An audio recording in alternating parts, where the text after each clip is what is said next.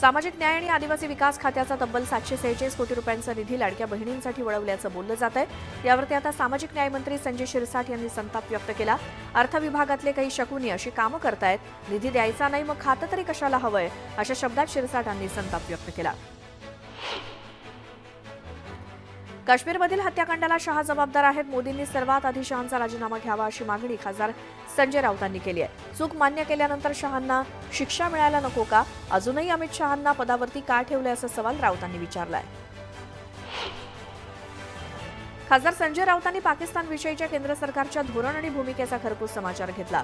पंतप्रधान पाकिस्तानला कधी धडा शिकवणार आहेत समजत नाही, पंतप्रधानांना युद्ध करायचंय असं वाटत नाही, त्यामुळे मोदींची मानसिकता काय आहे हे बघावं लागेल असा चिमटा राऊतांनी काढला। काँग्रेसचे खासदार चरणजित सिंह चन्नी यांनी पहलगामवरची हल्ला आणि सर्जिकल स्ट्राईकवरती प्रश्नचिन्ह उपस्थित केले। पुलवामा घटनेनंतर भारतानं पाकिस्तानात कुठे सर्जिकल स्ट्राईक केलं, यात किती लोक मारले गेले याचा काहीच पुरावा नाही असं म्हटलं। सरकारनं पाकिस्तानात सर्जिकल स्ट्राईक केल्याचा दावा केलाय, पण वास्तवात काहीच घडलेलं नाही, एकही पुरावा नाही, त्यामुळे सर्जिकल स्ट्राईक झालाच नाही असा दावा चरणजित सिंह चन्नींनी केलाय। बैसरन खोऱ्यातील दहशतवादी हल्ल्याच्या तपासासंदर्भात एनआयएची टीम लवकरच सीमावर्ती भागात जाऊ शकते अशी माहिती सूत्रांनी दिली आहे। या भागात पाकिस्तानमधून घुसखोरीची शक्यता अधिक आहे। या भागात दहशतवाद्यांनी खोदलेल्या काही संभाव्य बोगद्यांचा देखील शोध घेतला जाण्याची माहिती सूत्रांनी दिली। पहलगाम दहशतवादी हल्ल्यात पाकिस्तानची गुप्तचर संस्था आयएसआय आणि त्यांच्या सैन्याचा लष्कर-ए-तोयबाशी संबंध असल्याचं उघड झालंय। एनआयएनं काश्मीर खोऱ्यातील सुमारे 20 ओव्हरग्राऊंड वर्कर्स ओळखलेले आहेत, त्यांच्यावरती हल्ला करणाऱ्या दहशतवाद्यांना मदत केल्याचा आरोप आहे। पहलगाम हल्ल्यानंतर भारत आणि पाकिस्तानमध्ये युद्धाची शक्यता असताना पाकिस्तानचे संरक्षण मंत्री ख्वाजा आसिफ यांनी भारतावरती हल्ला करण्याची धमकी दिली। जर भारतानं सिंधू कराराचं उल्लंघन केलं तर सिंधूवरती धरण बांधलं तर भारतावरती हल्ला करू अशी धमकी त्यांनी दिली। पहलगाममधील हल्ल्यानंतर पाककडनं भारताच्या कुरापती काढणं सुरूच आहे। जम्मू काश्मीरच्या सीमावर्ती भागात पाककडनं पुन्हा एकदा गोळीबार करण्यात आला। कुपवाडा, उरी आणि अखनूर भागात नियंत्रण रेषेजवळ पाकिस्ताननं शस्त्रसंधीचं उल्लंघन करत गोळीबार केला। पाकिस्तानकडनं दहशतवाद्यांना कसं प्रोत्साहन दिलं जातं याचे पुरावे आता समोर येत आहेत। न्यूज 18 लोकमतच्या एक्सक्लुझिव्ह सॅटेलाइट इमेजमधनं लष्कर-ए-तोयबाच्या प्रशिक्षण तळाचा खुलासा झालाय। ही प्रशिक्षण शिबिरं पाकव्याप्त काश्मीरच्या अत्तर-शीशा परिसरात असल्याचं समोर आलंय। पहलगाममधील दहशतवादी हल्ल्यामुळे भारत आणि पाकिस्तानमध्ये तणावाचं वातावरण आहे। अशात संरक्षण मंत्रालयानं जबलपूरमधील शस्त्रास्त्र कारखान्याला अलर्ट राहण्याच्या सूचना केल्या आहेत। म्युनिशन्स इंडिया लिमिटेड अंतर्गत काम करणाऱ्या या कारखान्यातील सर्व कर्मचारी आणि अधिकाऱ्यांच्या रजा तात्काळ रद्द करण्यात आल्या। सिंधू पाणी करार रद्द केल्यानंतर पाकचा जळफळाट सुरू आहे। पाकिस्तानचे माजी परराष्ट्र मंत्री बिलावल भुट्टो यांनी भारताला पुन्हा एकदा पोकळ धमकी दिली। जर सिंधू नदीचं पाणी रोखलं तर मग रक्ताचे पाठ वाहतील अशी धमकी त्यांनी दिली। पहलगाममध्ये झालेल्या दहशतवादी हल्ल्याचा मास्टरमाइंड पाकिस्तानच असून इथे आश्रयास असलेली दहशतवादी संघटना लष्कर-ए-तोयबा, आयएसआय आणि पाकिस्तानी आर्मी यांचा या हल्ल्यामध्ये थेट सहभाग असल्याचं तपासात निष्पन्न झालं आणि या हल्ल्याबाबत राष्ट्रीय तपास यंत्रणेनं सादर केलेल्या प्राथमिक अहवालात ही माहिती समोर आली आहे। अजित पवारांच्या मुख्यमंत्रीपदाच्या वक्तव्यावरती संजय राऊतांनी प्रतिक्रिया दिली। भाजपसोबत राहून अजित पवार मुख्यमंत्री होणार नाहीत, जर पक्ष भाजपात विलीन केला तर कदाचित मुख्यमंत्री होतील असं संजय राऊत म्हणाले। पुण्यामध्ये गौतम अदानींनी शरद पवारांची भेट घेतली। दोघांमध्ये सायन्स अँड टेक्नॉलॉजी पार्क प्रकल्पासंदर्भात चर्चा झाल्याची माहिती सूत्रांनी दिली। मुंबईत बॅनर्सच्या माध्यमातून शिवसेनेनं ठाकरे गटावरती निशाणा साधलाय। मैत्री ही धाग्याची नाही, मैत्री वाघाशी असे बॅनर लावत शिवबंधनावरनं शिवसेनेनं ठाकरे गटाला डिवचलं। अमरावतीत काँग्रेसनं बॅनरबाजी केली। राहुल गांधी यांच्या संघर्षाला यश आल्याचा दावा काँग्रेसनं केलाय। जातीय जनगणना होणार असल्यामुळे बॅनरद्वारे राहुल गांधींचं कौतुक करण्यात आलंय। यशोमती ठाकूर आणि खासदार बळवंत वानखेडेंनी हे बॅनर लावलेत। जळगाव जिल्ह्यात शरद पवार गटाला राष्ट्रवादीने जोरदार धक्का दिलाय। माजी मंत्री सतीश पाटील, माजी मंत्री गुलाबराव देवकरांसह विविध नेते आज राष्ट्रवादीत पक्षप्रवेश करतायत। दुपारी 2 वाजता अजित पवारांच्या उपस्थितीत पक्षप्रवेश पार पडेल। आम्ही राजकारणी दिवसभर खोटं बोलत असलो तरी सत्याच्याच म्हणजेच अध्यात्माच्या व्यासपीठावरती खोटं बोलता येत नाही अशी कबुली मंत्री गुलाबराव पाटील यांनी दिली। ते संत माहुजी महाराज उत्तराधिकारी गादीपती सोहळ्याच्या कार्यक्रमाप्रसंगी बोलत होते। पुण्यश्लोक अहिल्यादेवी होळकर त्रिशताब्दी निमित्तानं सोंडी इथे 6 मे रोजी राज्य मंत्रिमंडळाची बैठक होणार आहे। या बैठकीसाठी मुख्यमंत्री देवेंद्र फडणवीस, उपमुख्यमंत्री एकनाथ शिंदे, उपमुख्यमंत्री अजित पवार यांच्यासह अवघं मंत्रिमंडळ दाखल होणार आहे।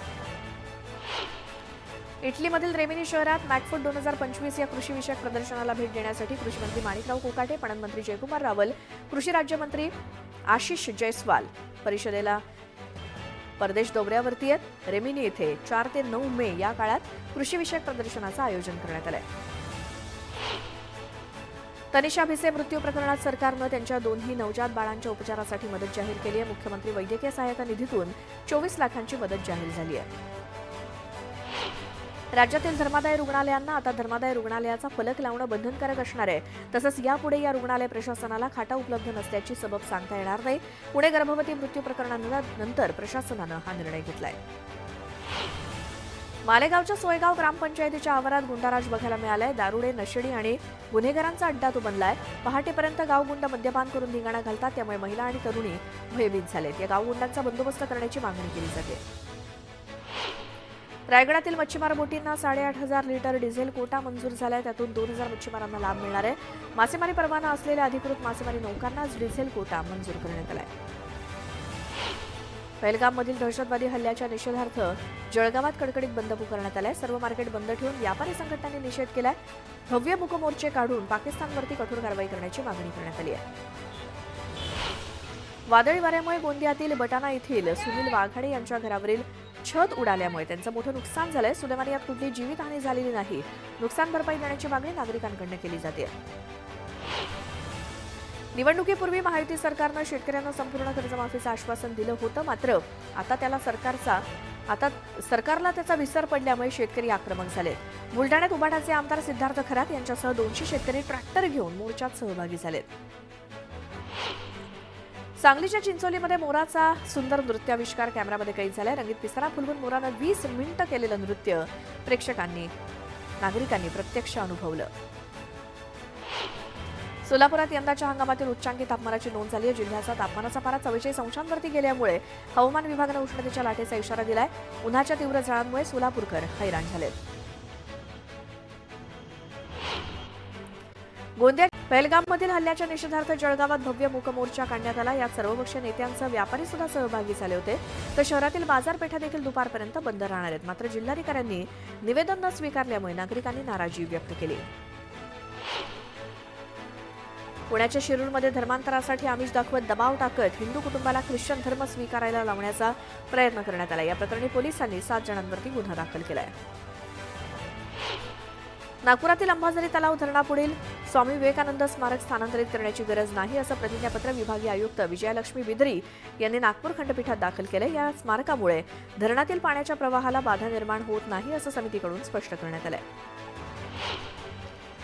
मालवण तालुक्यातील तारकर्ली वायरी बांधवाडी इथल्या 87 वर्षांच्या आजीनं पाहण्यासाठी जिल्हा परिषदेसमोर आमरण उपोषण सुरू केलंय. उपोषणस्थळी आजींनी लावलेल्या बॅनरनं सर्वांचं लक्ष वेधून घेतलंय. कुणी पाणी देतं का पाणी असा आशय या फलकावरती लिहिण्यात आलाय. तीर्थक्षेत्र आळंदीतून वाहणाऱ्या इंद्रायणी नदीच्या पात्रात आजही फेसाचं साम्राज्य कायम आहे. नदीपात्रात कंपन्यांमधील केमिकल मिश्रित पाणी सोडलं जात असल्यामुळे ही परिस्थिती उद्भवल्याचा आरोप ग्रामस्थांनी केलाय. तर फेस कमी करण्यासाठी फवारणी करण्याचा दावा प्रशासनानं केलाय. उरण पोलिसांनी किनारपट्टीवरती सुरक्षा वाढवून तालुक्यातील अनेक भागात जोरदार कोम्बिंग ऑपरेशन केलं. 3 पोलीस अधिकारी 30 अंमलदार यांच्या माध्यमातून कोम्बिंग ऑपरेशन राबवण्यात आलं. भुसावळ तालुक्यातील जोगलखेडा गावाजवळ असलेल्या तापी नदीच्या काठावरील अमृत योजनेच्या जॅकवेलची वस्त्रोद्योग मंत्री संजय सावकार यांनी पाहणी केली. पाहणी दरम्यान पालिकेचे मुख्य कार्यकारी आणि पाणीपुरवठा अभियंता यांची उपस्थिती होती. हिंगोली जिल्ह्यात सध्या शेतामध्ये उन्हाळी भुईमूग काढणीच्या कामांना सुरुवात झाली आहे.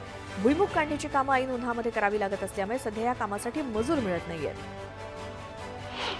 अहिल्यानगरात एकाच आठवड्यात कावीळमुळे दुसरा बळी गेलाय. अकोले तालुक्यातील राजूर गावात कावीळचा दुसरा बळी गेला असून 10 वर्षीय चिमुकलीचा उपचारादरम्यान मृत्यू झाला. अद्यापही गावात 150 रुग्ण असल्यामुळे 3 दिवसीय उरूस देखील स्थगित केलाय.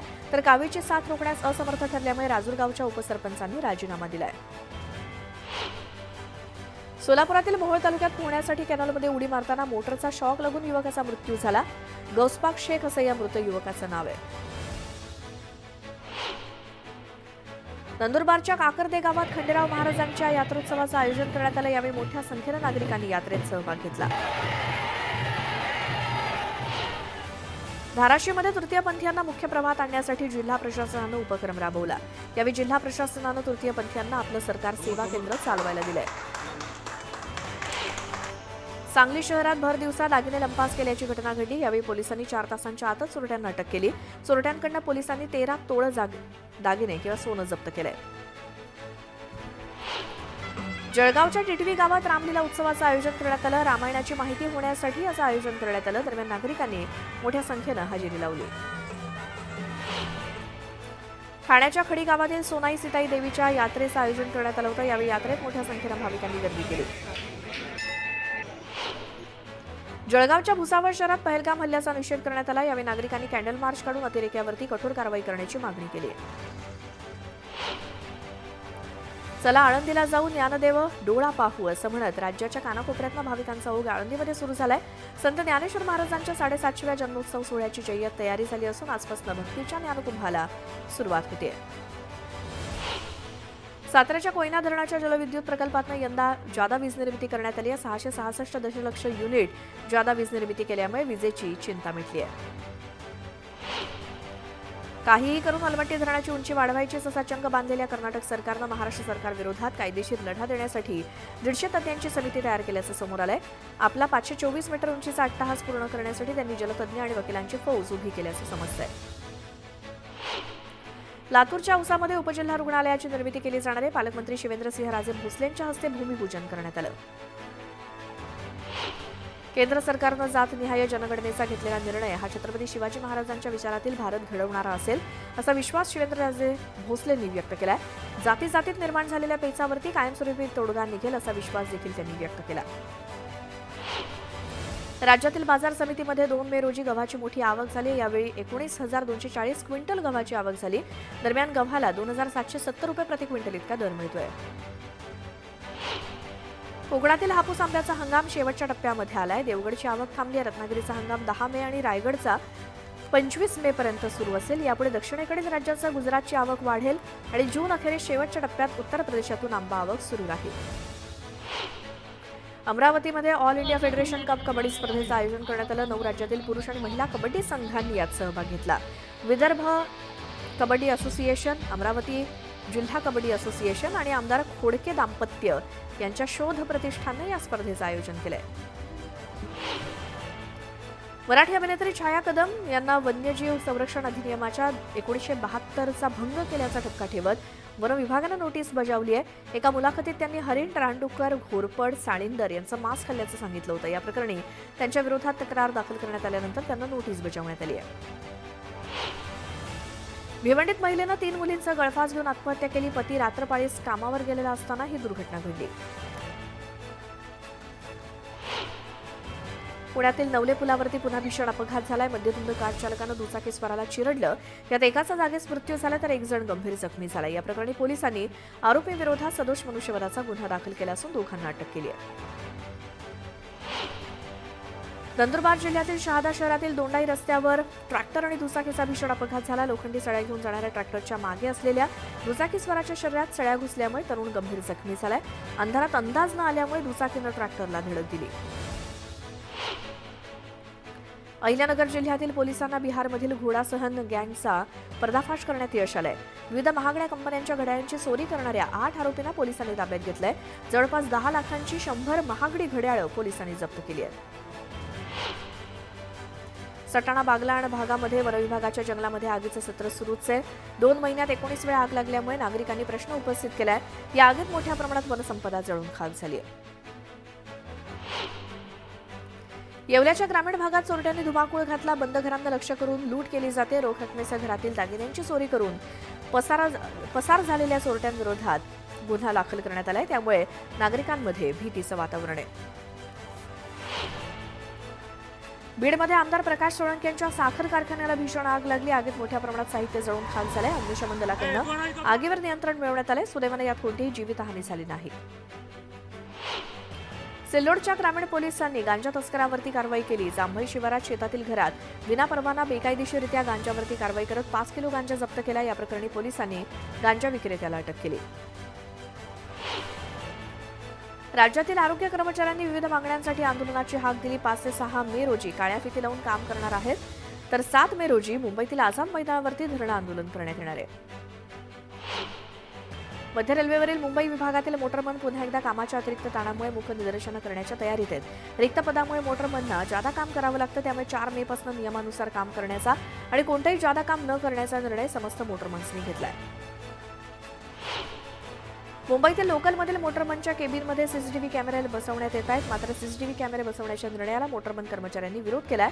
दबाव टाकण्याचा प्रयत्न असल्याचं म्हणत उद्यापासून आंदोलन करण्याचा इशारा दिलाय. उत्तन ते विरार दरम्यान सागरी सेतू उभारण्यास राज्य सरकारनं MMRDAला मंजुरी दिली आहे. तर त्यापुढील विरार ते पालघर दरम्यानचा टप्पा 2चा व्यवहार्यता अभ्यास करण्यात येतोय. हा सेतू 8 मार्गिकांचा असून उत्तर ते दक्षिण प्रवास सहज करणं शक्य होणार आहे. पुढे हा सेतू थेट दिल्ली ते मुंबई द्रुतगती महामार्गाला जोडला जाणार आहे. अनधिकृत होर्डिंग्स विरोधात कारवाई करण्याचे आदेश मुंबई हायकोर्टानं सर्व पालिकांना दिले आहेत. कारवाई करून 4 आठवड्यात अहवाल सादर करण्याचे आदेश कोर्टानं दिले आहेत. नवी मुंबई महापालिका आयुक्त डॉक्टर कैलास शिंदे यांनी मान्सूनपूर्व कामांसाठी 15 मे पर्यंतची डेडलाईन दिली आहे. त्यामुळे गेल्या वर्षभरापासून सुरू असलेली विकास कामं वेगानं सुरू आहेत.